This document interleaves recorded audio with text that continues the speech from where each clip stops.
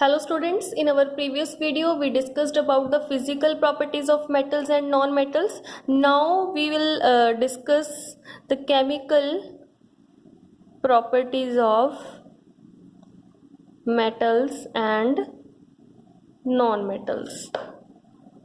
So the question is, what is the need to study the chemical properties of metals and non-metals? As we know, the physical properties are not true for all the metals and non-metals. There are some exceptional cases like metals are generally hard in nature, but sodium and potassium are such metals which are soft in nature, like these exceptions. So it is difficult to define exactly what a metal or a non-metal. So we consider the chemical properties to characterize the metals and non-metals. So first we discuss about the chemical properties of metals. And metals in this chemical properties we will study about the reaction, how metals react with the other compounds or other elements, how non-metals react with the other compounds or elements. So first, chemical property of metal, the reaction of metals with oxygen. So how do metals react with oxygen? Whenever any metal get reacted with oxygen, they form metal oxide.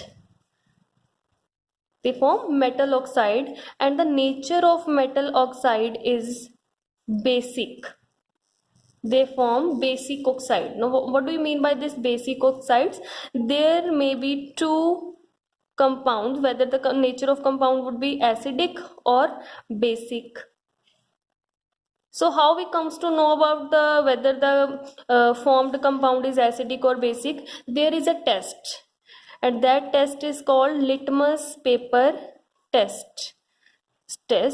So suppose there are two litmus paper, lead litmus paper and blue litmus paper. Suppose we have two samples.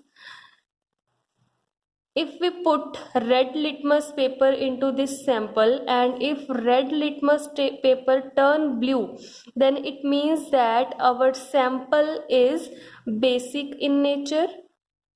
If we put blue litmus paper into this solution, and if this blue litmus paper turns into red, it means that our sample is acidic in nature. So by litmus paper test we can identify whether our sample is acidic or basic, and the nature of metal oxide is basic. But all the metals do not react with the same speed with oxygen. They do not combine with oxygen with the same speed. Some metals react at room temperature, some metals react on heating, and some other metals combine on strong heating, and some other do not combine with oxygen. It depends upon the reactivity of metal. So let us write the series according to the reactivities of the metals. First, sodium, potassium, magnesium, aluminium, zinc, lead, iron, copper, silver, gold, platinum, etc. This is according to the reactivity series. As we go down, the reactivity of the metal goes on decreasing. These are highly reactive metals: sodium, potassium, and here we can write calcium also. These metals are highly reactive metals. They are highly reactive metals. And from this magnesium to lead, these metals are moderately reactive metals.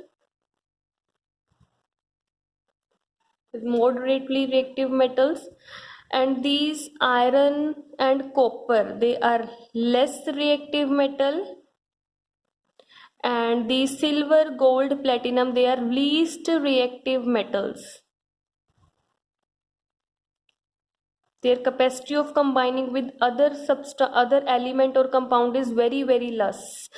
Because sodium, potassium, calcium, they are highly reactive in nature, so that's why they react very vigorously with the other compounds. Sodium and potassium, they combine with oxygen even at room temperature, and the reaction is so vigorous, and these metal may also catch fire when they are kept open in the air. That's why we always kept sodium and potassium in kerosene oil, so that they are not so that they would not be able to catch fire.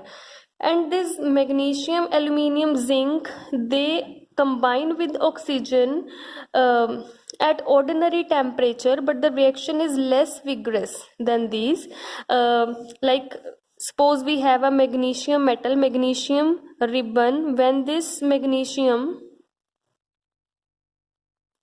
react with oxygen, then it forms magnesium oxide. Magnesium oxide. We can also write this word equation in symbolic form. Magnesium reaction with oxygen, it form magnesium oxide. Mg is the symbol for magnesium metal.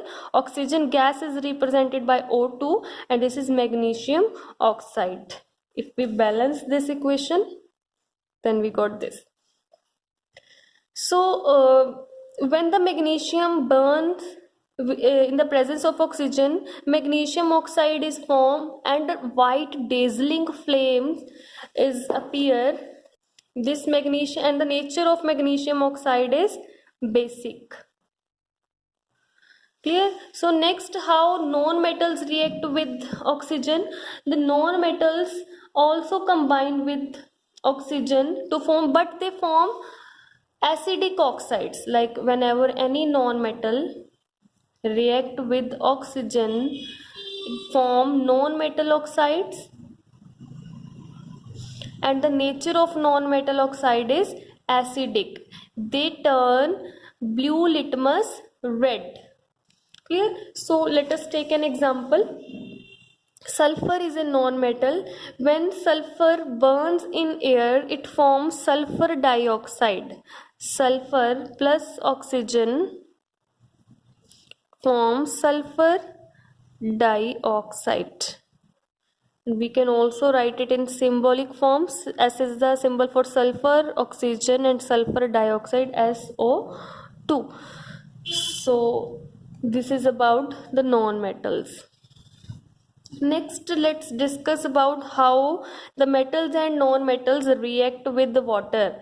Means the reaction of metals or non-metals with water. Let's first discuss about metal. Whenever metal react with the water, they form metal hydroxides.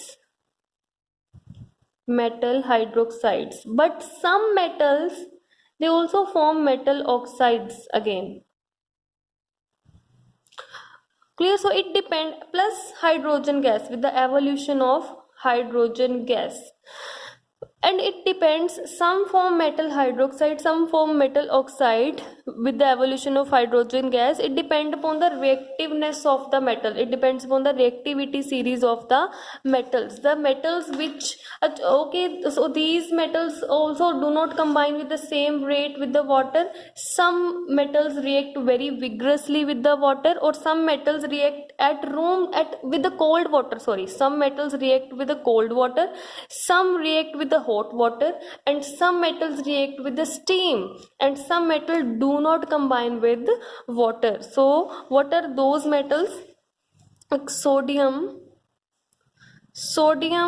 potassium, they are very reactive. They even react with cold water. They react with cold water, like sodium. Let us take example. First write in word form. Sodium plus water forms sodium hydroxide. Sodium hydroxide with the evolution of hydrogen gas. So we can write symbol for sodium is Na, water H2O, sodium hydroxide NaOH plus hydrogen gas is H2. So these metals react with cold water because they are very reactive. The reaction is so vigorous. Calcium, magnesium, this calcium, magnesium, they react with hot water. These metals react with hot water. Aluminium, zinc, iron or lead, they react the with the steam because they are moderately reactive. They react with the steam. And these metals, silver, gold, platinum, this copper, they do not react with water. The reaction is very very very slow. We can say they do not react with water. So the combining capacity of the metal depend upon its reactiveness. Okay. So next about the non-metals, generally they do not react with the water, but phosphorus is the non-metal. Phosphorus is the non-metal which is very very reactive. And fluorine is also the non-metal which is also very reactive, and it react with the water.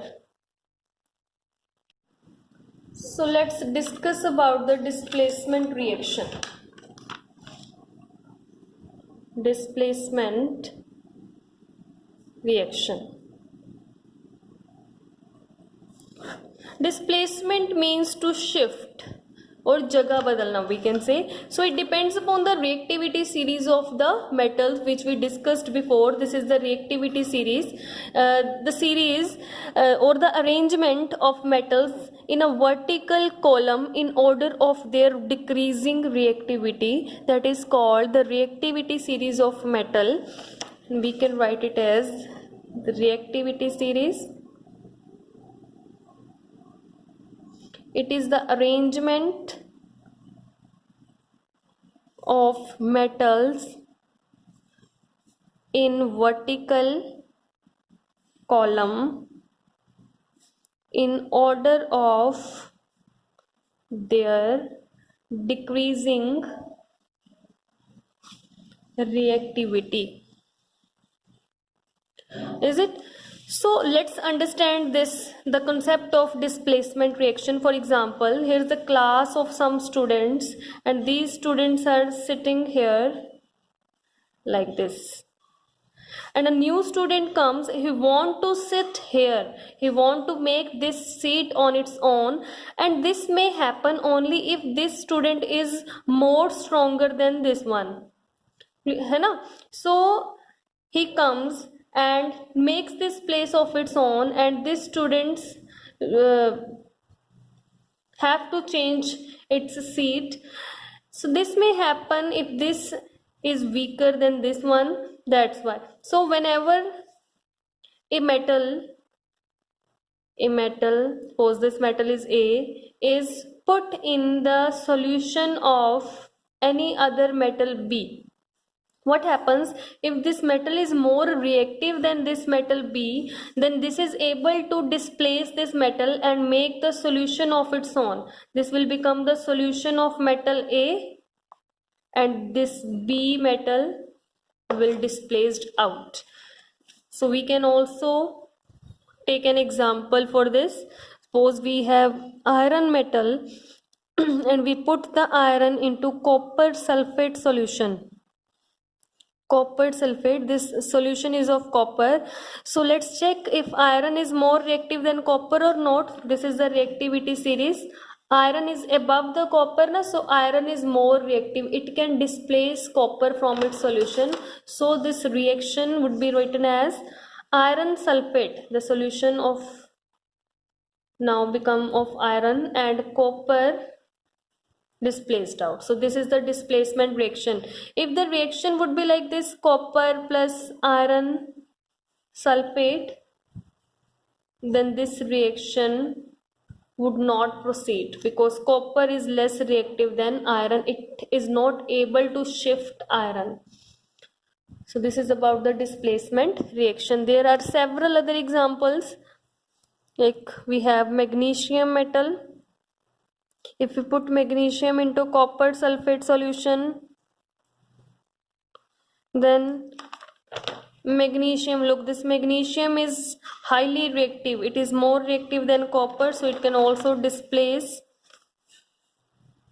copper, and it become magnesium sulfate plus copper.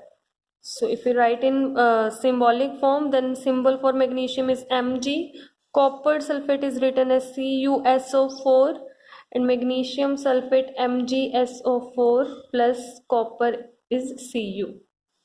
And this can be written as iron, symbol for iron is Fe, copper sulfate CuSO4, iron sulfate is FeSO4, and this copper.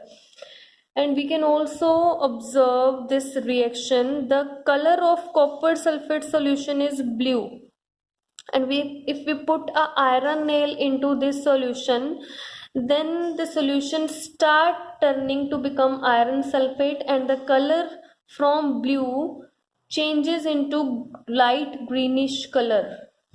Light greenish, the solution become light green, and on the iron nail there is a deposition of copper.